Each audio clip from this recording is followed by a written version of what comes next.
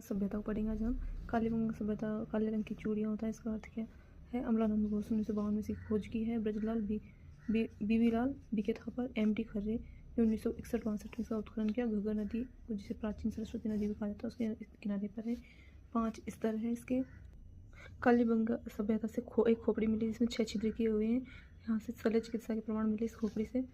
यहाँ पर गेहूँ और जौ दोनों एक साथ उगाए जाते थे। पाक हड़प्पा सभ्यता के अवशेष मिले हैं। कालीबंगा सभ्यता को दीनहीन बस्ती कहा जाता है या गरीबों की बस्ती भी कहा जाता है। इसे 20वीं शताब्दी में लकड़ी की नाली के अवशेष मिले। कालीबंगा से भूकंप के साक्ष्य मिले। कालीबंगा सभ्यता से हड़प्पा सभ्यता की तीसरी राजधानी कहा जाता है इसे। किसने कहा था हड़प्पा सभ्यता की तीसरी राजधानी? दशरथ शर्मा ने, यानी दशरथ शर्मा के 3 रानियाँ, दशरथ के 3 रानियाँ। ठीक है। कालीबंगा से जो प्रमुख अवशेष मिले हैं वो देखिए। एक अंडाकार क्या मिली? कब्र मिली है। 7 आयताकार हवन कुंड मिले हैं। हाथी दांत की कंघी मिली है यहाँ से। अलंकृत ईंटें मिली यहाँ से। स्वास्तिक चिन्ह मिले यहाँ से। खिलौना गाड़ी व पहिया मिला यहाँ से। युगल समाधि मिली यहाँ से। मंदिर के अवशेष नहीं मिले हैं यहाँ से। कालीबंगा से समकोण पर काटती हुई सड़कें जो ऑक्सफोर्ड या ग्रिड पद्धति पर आधारित है वो मिली यहाँ से। बेलनाकार मोहरें मिली है। माता देवी की कोई मूर्ति नहीं मिली यहाँ से। दूसरी सभ्यता हमारी आहड़ उदयपुर में है। आयड़ नदी किनारे विकसित हुई। इसकी खोज अक्षय कीर्ति व्यास ने की थी, 1953 में की थी। रतनचंद्र अग्रवाल ने 1956 में इसका उत्खनन किया। हंसमुख धीरज सांकलिया 1961 में इसका सर्वाधिक क्या किया था? उत्खनन किया। ठीक है। इसे ताम्रपत्र नगरी, आघाट, धूलकोट, बनास संस्कृति आदि उपनामों से जाना जाता है।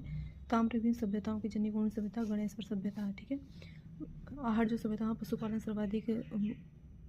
पशुपालन पर टिकी हुई थी। आहड़ सभ्यता की अर्थव्यवस्था, यहाँ पर चक्रकूप मिले हैं जो पानी निकालने के होते थे।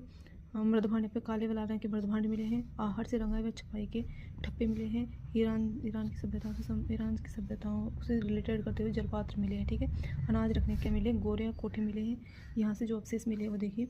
6 तांबे की मुद्राएं मिली जो यूनानी शासकों से रिलेटेड है। 2-3 मुँहे वाले चूल्हे मिले हैं जो सामूहिक परिवार को बताते हैं। ठीक है। अपोलो का चित्र मिला है यहाँ से जो एक यूनानी देवता था।